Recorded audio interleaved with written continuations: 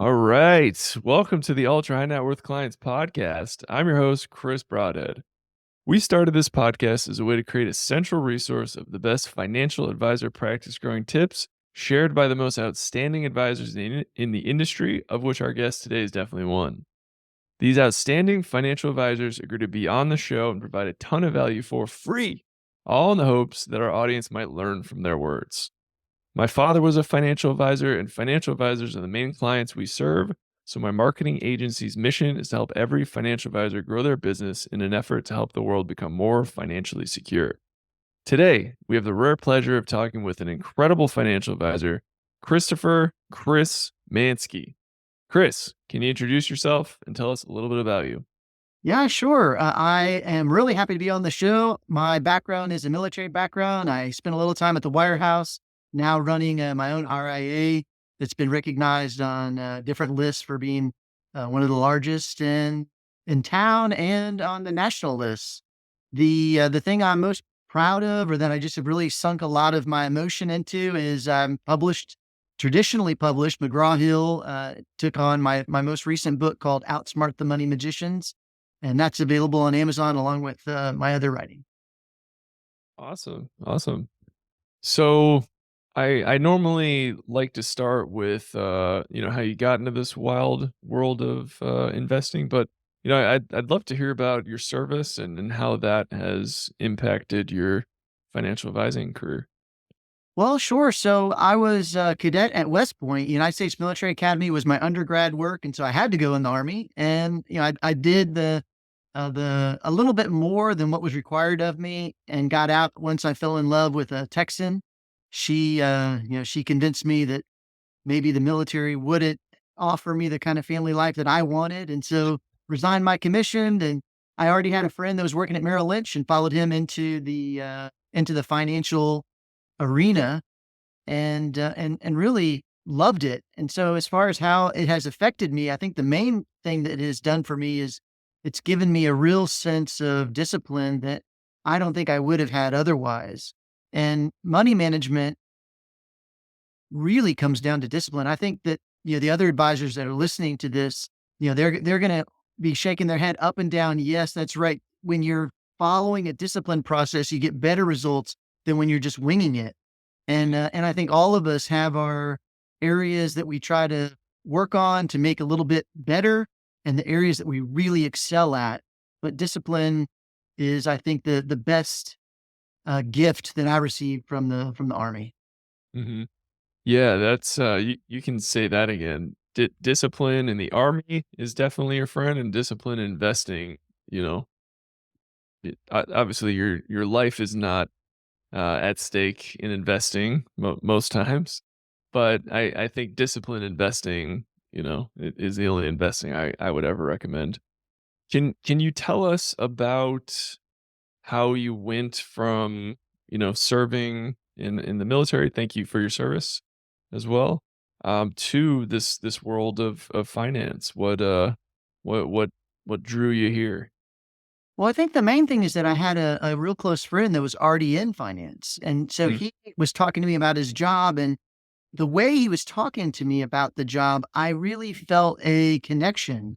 In the Army, my job was, take the hill, identify the obstacles that would stop you from getting to the top of the hill, and use the resources you have to, be able to avoid those obstacles or go through those obstacles.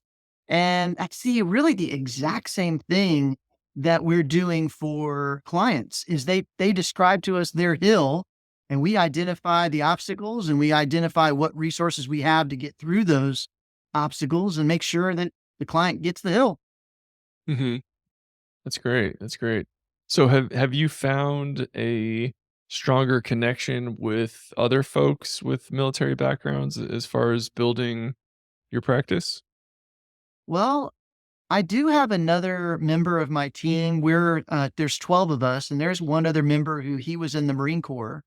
So it's not that there's no connection, but when I left the service, I really felt like I was beginning a new chapter, and it was healthy and smart of me to just be looking forward. And so I wasn't like specifically trying to find a spot on my team for other people that had a military background, but if someone does and it's a good fit, then that's meaningful. And actually, it has happened. Like it's a good question you're asking. Awesome. What about for clients? Do you have a stronger connection with clients with a military background? I think that I have a good connection with clients that have the values that are Mhm. typical in the military. So even whether or not they were in the military, if they understand good work ethic and integrity and the importance of service and sacrifice, they don't ever have to have been in the military. But when they have those values, we just connect. It really is Mhm. great. And one of the things I've noticed, it's also a little bit of a problem because that means that we don't connect with as well with folks that maybe are third generation inheritors of wealth. Like they typically don't have anything close to those values. And so we just can't relate well to them. And that's not a good target for the culture of my team. Mhm. Awesome. Awesome. So do you focus on a certain type of client then? Well, each advisor has their target market. So, like one of my partners, he focuses on 10b5-1 plans. Normally I could never even bring this up when I'm doing podcast appearances, but I know most of your listeners are advisors and they know that those are the trading plans that let Section 16 insiders, trade their stock without running afoul of SEC rules. And so he focuses on, that offering, which means that he's real magnetic to the executive suite with the publicly traded companies. But then I have another advisor. He's focused on athletes, and I have another advisor that's really deep into the attorney and legal community in the Texas area. And so, when you look at each advisor and you add up all of their specific markets, the firm Mansky Wealth Management really does touch a lot of people. Mhm. Wow. So was that a conscious decision, or did that just kinda come about in the natural organic growth of Mansky Wealth? Thanks for asking. It was absolutely a conscious decision. I really Mhm. believe that advisors' careers are hard and challenging and can really flame out at the wrong times. And one of the things that helps to make our careers more fulfilling and more enjoyable is when you can focus on a target market that you have an affinity to, that you want to talk to them and you want to be with them. And so it's something I've really coached all of the people I work with to be very clear about what are you magnetic to and why do you like working with them and Mhm. what are your strengths in that arena, and how do we make sure that you let the world know that that's the arena you play in. Mhm. Yeah, That's very wise. How did you figure that out, maybe for yourself? I think just bumping around, like I said, I started at a wirehouse and I didn't really have a mentor, and I was coming out of the military, so I didn't have any real private sector experience.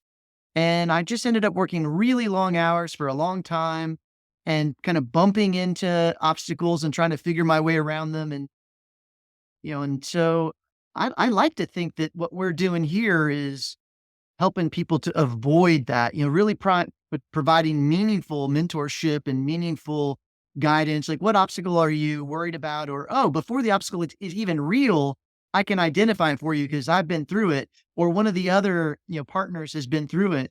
And, in that way, people can get real tight with their target market quickly. And it just means that they get to that successful first, second, third milestone even faster. Mhm. Awesome. Can you talk about the first niche that you focused on with your when you were building your practice up? Yes. Yeah. The first niche I focused on was consultants. I found that partner level consultants at firms like Ernst and Young or KPMG or PricewaterhouseCoopers, I found that they had some real problems with investing because their firm had regulatory requirements that made a lot of investments just unavailable to them. As Mm. they were providing consulting for, let's say, a major energy company, then that would mean they couldn't hold that major energy company in their portfolio. So there was an extra level of due diligence that was required that most advisors just couldn't handle. And so that was my first target market. And we still have a focus on that today. That's really where I first got deep into how can I provide value to somebody that has a specific problem? How can I solve that problem for 'em? Mhm. Mhm. That's awesome. Did did you go through any other niches while you found that niche, and how did you ultimately find that, these consultants were the best fit for you? I did. I went through a lot of different trying to find out, am I going for business owners? Am I going for retirees? Am I going for, military folks? And not that none of those worked out. They all worked out fine, but where was the one that there just was a great value proposition? I truly was helping them specifically, and it just was super magnetic, and there was a need for it, in the marketplace, and I didn't find that until the consultant. Mhm. Nice. And how did you discover that the consultants were the best fit?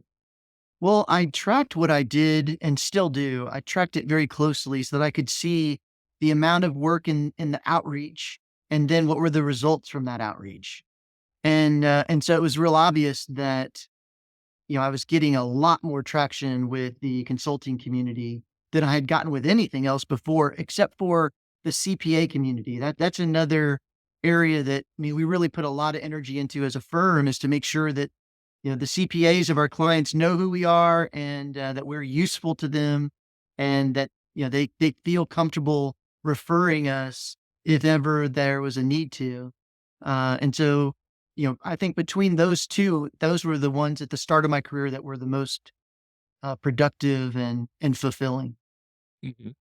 So did you, do a bunch of research and come up with like 20 or 50 different niches and then systematically go after each one to see which one fit, or what was the process there? Sure. So what I did is I just asked around to the wholesalers that were visiting the office and the other advisors in the office and just asked them like, hey, what's a good target market? And it's funny how the vast majority of the feedback that I got was you should be aiming for business owners and retirees. Like, everybody was saying that. But the more that I'd ask, especially what was helpful was the wholesalers who'd come through because they're talking to advisors all over the place. And, they had some great ideas, but I also did a lot of reading. Bill Good is a great salesperson that focused on the financial industry. And Bill Backrack is another person worth reading. And, I got information from them. Um, and so, yeah, I did. I just had a bunch of different target markets. I would try, two or three at a time for like 3 to 6 months and look at the results and then go the next one, another two or three. And usually I would drop two out of the three and keep the one that was the best and just keep going. And that was the method I used for about 6, 7 Wow. years. That's amazing. So how long did it take to find that the consultants were the focus? Well, they were a focus, Imma say, probably about year 3. So Okay. I'd been through a number of different campaigns before I got to them. Mhm. And you Wow. know Well, what? I didn't get them as a suggestion from an outsider. I got them because a consultant was working with me, and I realized that there was these issues, and so then that's really kind of where that came from. mhm. That's awesome. So, with your other financial advisors that you have on your team, did they come to you with their niches already dialed in, or did you help them to find their niches as well? Well, everyone that I've hired except for one has, not been in the financial industry. Only Oh, one of wow. the advisors came from finance, and so in every case, I've, offered them guidance and helped them to figure out what is right for them. And in some cases, like year 2, year 3, year 4, they might say, "Yeah, I'm really interested in pursuing this more." Great, let's do it. How can the firm get behind you? How can we make that real? But the one advisor that had experience, he was focused on a particular target market that really wouldn't translate well for us because it was more transactional and kind of there wasn't any assets there, and we're an asset manager, we're an investment house. And so, we had to begin anew with figuring out his target market, and that has worked out really well. But um, yeah, to answer your question, no, they don't come to me with it already figured out. And one of the reasons that I think that that's good is because we, as a team, we like to think that we're going against the grain. What I write about is about where Wall Street is falling short or needs to improve. And, like I said, McGraw-Hill has felt like some of my thoughts were worthy of publishing. So, um, yeah, I like to think that we're kind of a tough fit for someone who's already been in finance for, 5 to Mhm. 10 years. Oh, wow. Okay. Well, I'm not surprised McGraw-Hill wanted to publish you. You're a bright and very focused and determined person, so that's not surprised at all. Well, thank you for saying that. I've actually coached thousands of advisors across the country, and I Oh, feel like the wow. vast majority of them are bright. The vast majority of them are focused. I mean, I really think that financial advisors, that if you can stay through that first 5 to 7 years, you're somebody special. I mean, you really are. And it's such a hard industry. And it's amazing that these advisors, they day in, day out, they're talking to their clients, and every phone call is like a potential, slap in the face, because you never know where that client is coming from, and you never know what they think, is the good return, or what they think is what we should be scared of or worried about next. And they're managing all those expectations. It's really a special career. And the fact that I got my thoughts published, I think it is less about me and it's more about the industry. If the industry didn't have such clear low hanging fruit that needs to, the fruit needs to be plucked, and we gotta improve as a group. If that wasn't so easily identified, then I don't think I would have had any books published. But sadly, I mean, there are some things that need to change. And Mhm, I'm glad McGraw Hill and some of the big shots there at that publishing firm saw the value in it. mhm. Awesome, awesome. And we'll definitely link to your book in the show notes and on the website Oh, as thanks a well. lot. So I'm curious, you said all but one of your financial advisors came on board having not been in the finance industry. Can you walk us through kind of like how you set them up uh, for success? How you help coach them or mentor them or help assist them towards maximizing their success? Oh, sure. So we've got a checklist that is 5 pages long, that is just line item after line item. You got to get this done, get this done, get this done. We have it in the order that we recommend, but they can do it in whatever order they want. And there's no specific timeline they have to follow, as long as there's some progress and we can see that, that they're moving in the direction that makes sense for all of us. But yeah, we're make it as easy as possible to get the experience, get the expertise, be able to show the outside world that they truly are an expert, and then how to run the practice. What is a good business model, and how do you fill your time so that you're taking care of the clients and taking care of their money, and also meeting new people and asking them to work with you. And it, like I said, being a financial advisor is very difficult, and I really take my role as a help and as a support very seriously. Awesome, awesome. That sounds very systematized and dialed in from your years or decades of experience. Um, I would love to know how do you help a new FA find their niche? Is it the same way that you found your niche, or has it Well, updated? so one of the things that we like to do is we just like to have a little brainstorming session where we can talk about, what do you like? How do you spend your every day for the last month? What did you buy? Let's look at your credit card statement. And let's just see, like, who are you outside of work? What are you magnetic to? What makes you tick? What are you exciting to other people about? And what are you excited about? And then through that brainstorming session, we might find, like, oh, well, check this out. Like, you probably could join some groups about hunting, or you could probably really meet a lot of people through the boating trade shows, or whatever their interests are, and so we use that as a nice stepping stone. But then another thing that we do is we do an analysis of the people that choose to work with them. So they're out there networking, they're trying so hard to meet new people, and people will hire them. Well, at the end of the year, we can go back and we can look, okay, let's look at these people that they hired you. We did our brainstorming. We think you would be really magnetic to hunters. But now that we see 2 years gone by, it's pretty obvious you're really magnetic to people that like EVs. I mean, this is incredible. You have so many of them in your book of business. We probably need to structure this a little bit differently. Like, where's the club in town? Or maybe you could Mm, start a club, and how do we capitalize on this? And so those are the two ways that we do it.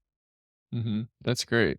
So you start with an assumption based off of the financial advisor's activity and interests, and then you reassess, every like down the road, like That's right. 6 months, year, 2 years, Yeah. and be Typically like, use October. Yeah.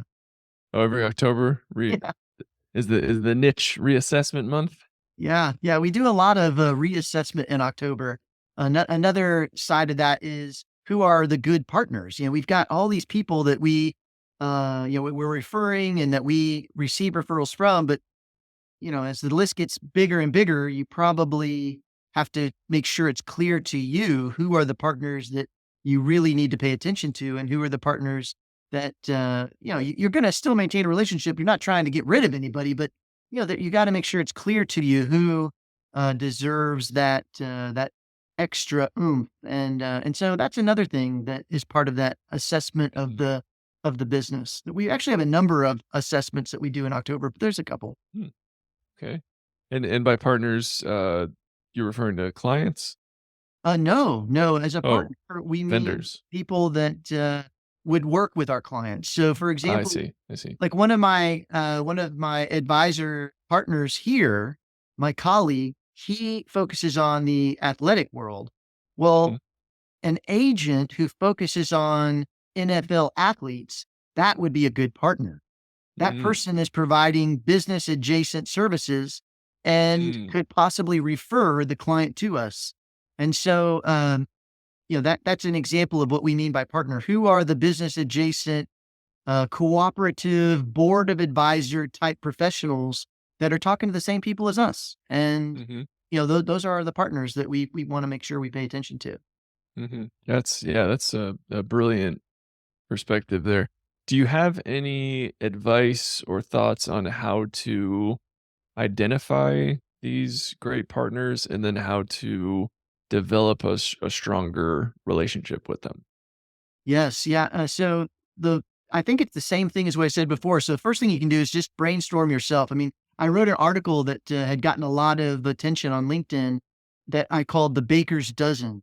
And the Baker's Dozen, in my mind, is that there's 13 adjacent career professions that serve your target market. And Mm, so you should be able to identify 13 different kinds of professionals. And then once you identify those 13 professions, then you need to go out there and find 3 professionals in each of those categories. And so that'll give you almost 40 people that are talking to your clients. And, you're paying a lot of attention to them. You're giving them the proof of your expertise and of your trustworthiness.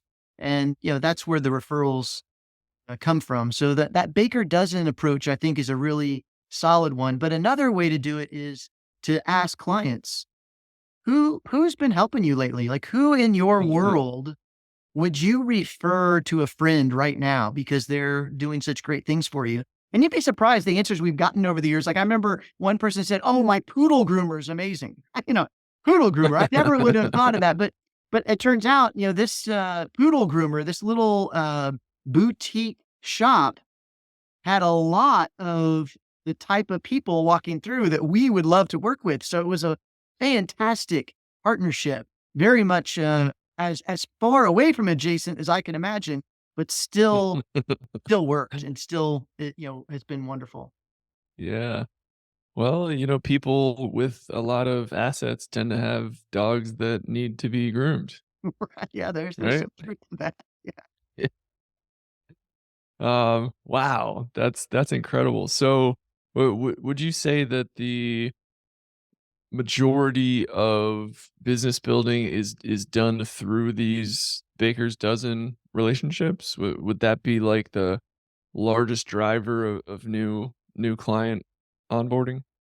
Well, we were recognized as the top 200 fastest growing in the US by Hub Advisor magazine. That was just last year, 2023. Mhm. And they wanted us to be able to comment on that. So we spent some time looking at that. And it's not actually a really simple answer. It's a very nuanced answer because it ebbs and flows. The advisor who has one thing working for them, it's going to be feast or famine. But the advisor who has four things working for them, they're going Mhm. to find that one of the four is hot while the other three are not. Then two of the four is hot and the other three are not. And so I think the magic isn't really in what's that one thing that works. The magic is in, are you doing at least three, but really I think the sweet spot is four very different things to be attractive to new business. And then it just, it's a random, well, what month is it? And see which one is it that's on fire and helping you right now. Yeah, I mean, it's the same philosophy as, wise investing, like, don't put all your eggs in one basket, right? Like, Sure. have multiple tools in your arsenal. Yeah. Can you share it sounds like this baker's dozen strategy is one of the 4. Can you talk about the other 3? Sure. So another example, because it's not just three, because it depends on each person, but another example would be to begin a trade conference or a trade group, and now you're attracting people and having events. We've got one of the advisors here. He's got the largest trade uh, networking event in the city of Houston, and it happens on a monthly basis, and it's focused on craft beer and the factories that make craft beer, the breweries, the owners of the breweries, and all the people that love craft beer. And it's a very high end professional offering with hundreds and hundreds of people at each event. It's really exciting. So I mean, starting something like that, that's a great way to do it. Another thing to do is to do town hall meetings where you've got different areas of the city, and you target that area with your clients and prospects and partners and invite them to this town hall meeting. Maybe bring in a VP from one of the investment firms who can offer some market analysis, but you're there and you get to meet the guests of the people that know you, and they're bringing in the guests, and that's another method. I think that I could go on and on with the different Mhm. methods. Yeah, Yeah. probably advisors listening to this, they've got their knowledge of seminars and cold walking and warm walking and all the Yeah. different things you can do, but just at least working three or four of them is the magic, and Mhm. it's really hard to do that. It's not easy. Yeah. Yeah. Yeah, my father had a Thursday night free dinner seminar at Red Lobster in the '80s and '90s and early 2000s, and he built his entire practice, from that. He had, like, Yeah. 1,300 clients. It Yeah, was I in my, pretty wild. in my travels and being on different shows and podcasts and stuff, I got to meet an attorney who was so interesting. He was in Washington State, and the way he grew his practice is that he uh, decided that divorcees, they they get their hair changed before they get a divorce. They do this like big makeover before Mm. they do a divorce. And so he made friends with like the three highest, most expensive hairstylists in town. And so he would have like a once a month, just bring your favorite clients that had their biggest bill, their biggest change, bring them for wine, and it'll be fancy. And And so he would meet them all while they were married, but they'd made this big change. And Oh, then wow. later, they would reach out to him and say, we met at that wine thing and I'm thinking about getting a divorce. And he just has almost a stream of never ending referrals because of that. And what a great connection to make, to understand that here's the service that they require before they ever even really get the divorce. What a brilliant way Mhm. to touch the people that need you. Wow. He's playing 4D chess there. Yeah, it's very That's strategic. I amazing. agree. And I can, my parents got divorced about, 10 years ago, and my mom not only changed her hair, but she lost, like, 50 pounds as well. Wow. So, there's a lot of truth to that big time change. Yeah, yeah, you're right. Um, awesome. So I'm curious, you spent some time working in one of the big wirehouses and then you went off on your own, you did the independent route. Couple questions around that. What did you learn from your time in the wirehouse that you took to your independent firm? Uh, like positive and negative, I guess. Like what good things did you take and what bad things did you not take? Well, I'm probably a little biased because I left it behind. So it's difficult for me to easily identify the good. I think Mhm. it's a lot more prevalent in my mind, all of the reasons that I left. And so, what I took with me from that was, that I would like to offer the clients something different. And, um, and in a way, the company that I founded is an experiment. It's an experiment of, is this approach to money management, is it valuable? Is it worthwhile? Does it resonate with clients? And, we've got, I mean, now we're at what, 12-ish years after, since our start. And, it's obvious that the answer is yes. Uh, so much so, like I said, that many of these concepts, they're now, uh, in black and white. It's the unmovable written word, and I'm committed to it. It's published. McGraw Hill is behind it. And, you know, um, you know, it's been very gratifying. But I think mostly when you say, what did you get from the Wirehouse? I think mostly I got how not to do it, which I apologize to the folks that are listening that are in a Wirehouse, because I'll bet that what you're doing is fantastic. And that in many ways, there's friction between you and the Wirehouse. I'll bet in many ways you're like, Mm, well, I'm against that. And so we're talking the same language. I don't want you to think that I'm saying that an advisor at a wirehouse is no good, because I mean, I spent over a decade at the wirehouse. mm. Yeah. And we have lots of Wirehouse Financial Advisor listeners. We have had 0 guests who are in a wirehouse. Lots of them want to, but they are not allowed. Oh, sure. So, they're in my opinion and perspective, they're marketing like it's 1978, 1987. And it's like the world's changed and you need to update the way that you're getting in front of your clients, if you wanna, stay relevant. But I digress. Yeah, it sounds like you would really appreciate Outsmart the Money Magicians, because there's some stuff in there that you're going to be like, yeah, spot on. Cool, yeah, I'll definitely, look into it.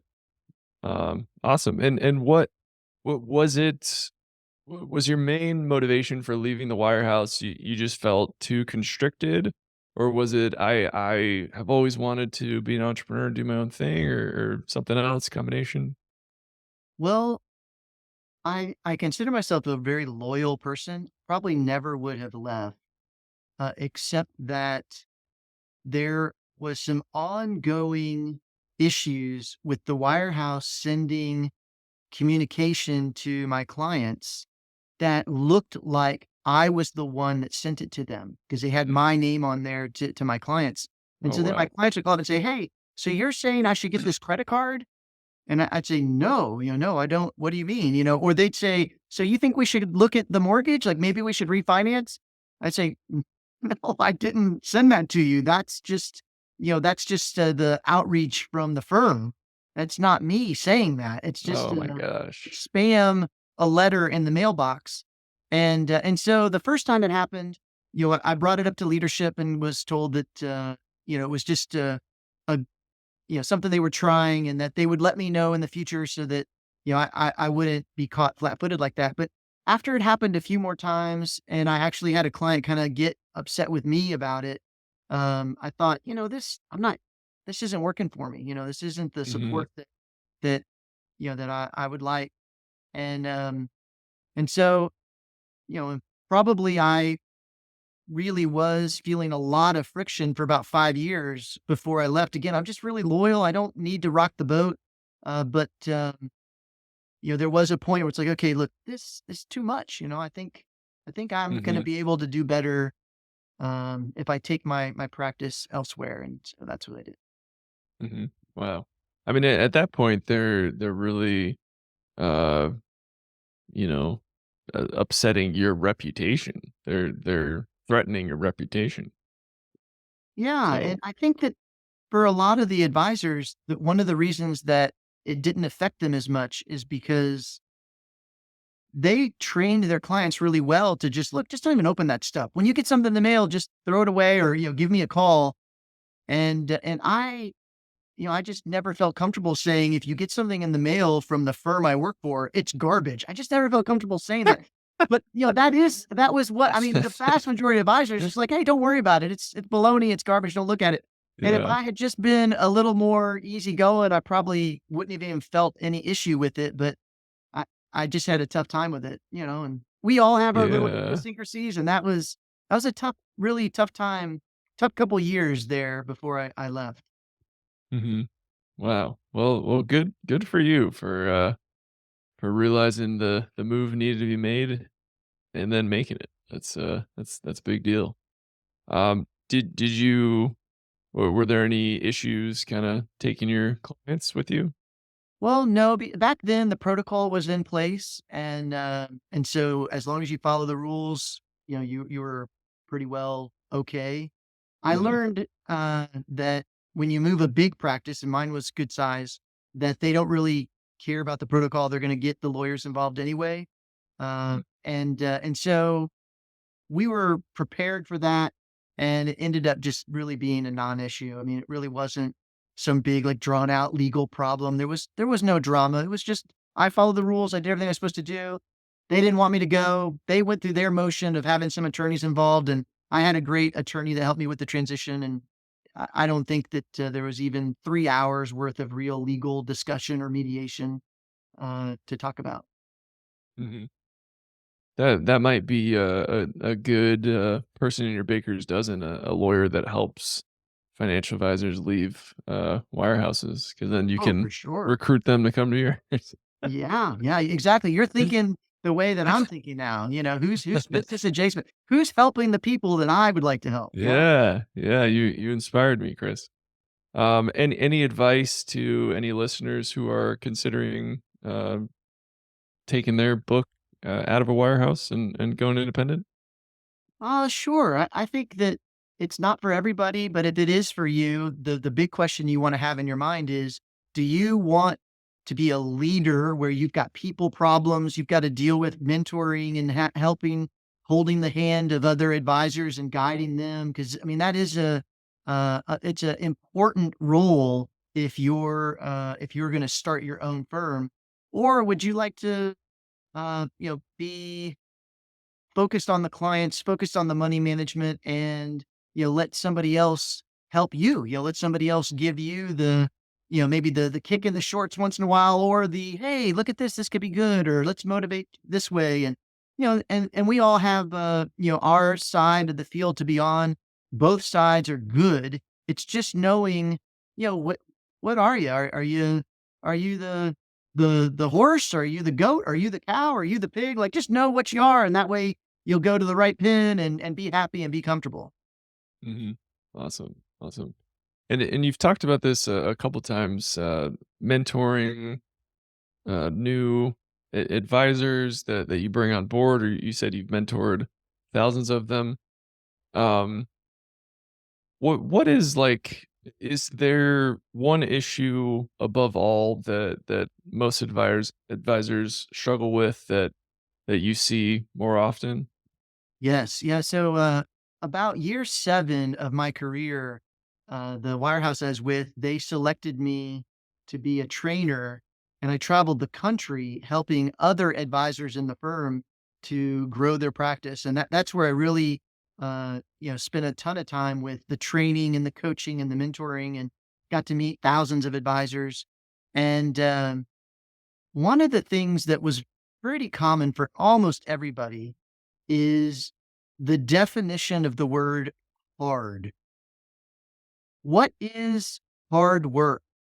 And you could get a room of people together and you could ask them what you write down how many hours a week is hard work. And what I found is that there was an average number that was pretty true no matter where you were. And that average number was like 68 to 75 hours a week. But some people would write down, 85, and some people would write down, 45. And when your definition of hard is below 65, then you're probably setting yourself up with a really negative perspective of the work that you need to do because it's your choice. Nothing is hard without that comparison. You are the one that gets to make the comparison. And you could choose to compare to soldiers that are deployed and they're working 7 days a week and they're in the mud and they're in the rain. You could choose to compare it to the policeman who he's working on Christmas Day, putting drunk people into a tank at in the precinct downtown. When I drove into work this morning, I saw some construction guys. It was really early in the morning and they had these big spotlights over their head and they're out there digging and working with concrete and it's the middle of the night pretty much, and I'm thinking, wow, that's hard work. And as I go into an air conditioned office, where I get to be very comfortable and just talk to people that usually are happy to talk to me, um, you Mhm. know, it's good to have the right definition of hard. Because if you're going into it like banker's hours and you think that, 50 hours a week is hard, then you're going to feel like week in, week out, like this is so hard. And this is all your choice. You're doing it to yourself because you chose that perspective. And so that would be my advice to folks is to consciously decide what really is hard, because I'll bet you could make a better comparison. And I'll bet there's more in you and you just change your perspective and it's astonishing what perspective will do to you. The good attitude versus the bad attitude. Mhm. Yeah, so it really, I guess it comes down to, like, just nuts and bolts there. It's like, how many hours are you willing to work? And if you're not willing to work, enough hours to get this going, then doesn't have much of a chance of success. Am I understanding correctly? Well, I think you are, but I'd like to change that word willing, because I bet that every advisor that's hearing this podcast, they're willing to work hard. Mhm. But it's a different feeling when you wake up and you say to yourself, man, this is hard, as opposed to waking up and saying, I'm so grateful. This is easy. I got it easy. No matter what, I'm going to be at home with my wife tonight. I'm not going to be in some, terrible country somewhere with people shooting at me. This is easy. It's a different, we're not talking about willing, because advisors are hardworking folks. Advisors are willing to do what it takes. But that perspective of what is your definition of hard, it changes your perspective from, "Ah," and it turns it into, "Hey," it's real different. Yeah, that's awesome. Yeah, I think perspective is extremely important, and just how you're framing your day can make a world of difference. So that's a great point. We are way over our time. I apologize for going over. I lose track of time when I'm enjoying an interview as much as this one. "Ah, thanks. I Um, feel like it's not my fault because you wouldn't stop listening." yes, I'm sorry. I'm I enjoy hearing from interesting folks. Well, Um, j- thank you very much. just a couple more questions, and then I will set you free, my friend. Okay. You've talked about hiring folks who are fresh to the financial advisor world. Can you talk about the parameters, the kind of green flags, red flags, like how do you determine if someone's a good fit and if they're going to enjoy working hard? Yeah. Well, so our system isn't perfect because we have hired folks and then it didn't work out. We've got a really good track record, all things considered. And the system that we use is one where we ask them to do a lot of almost meaningless stuff before we hire them. So we'll say, "Hey, this is a process, and there's step 1, here's step 2, here's step 3, here's step 4, and along the way, we need this, and along the way, we need this," and some of them, it's project, and it's show us, and we're looking for, are they following all the directions? Did they get it in on time? Like, is everything happening to where it's clear that they were listening, they were, paying attention to the detail?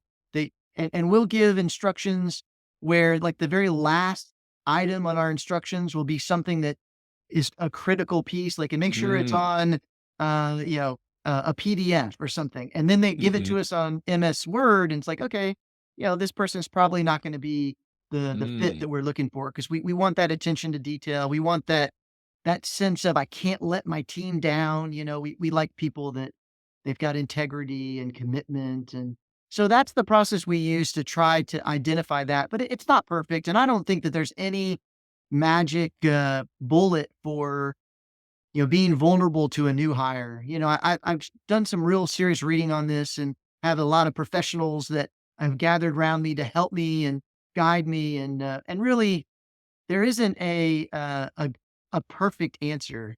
And so my advice to anyone listening here is, if you're looking to hire somebody, uh, just try as hard as you can to put as much into that hiring decision before the hire happens. And then, there's always random bad luck. mhm. Yeah, yeah. Hire slow, fire fast, that type of thing. Yeah. Sure. Yeah. Measure twice, cut once. Yeah, yeah. I've heard of a fun trick kinda similar to the one you mentioned. I know some other financial advisors, they'll take a potential hire out to lunch and, if they're rude to the waitress or the server, they're like, "That's a pretty major red flag there."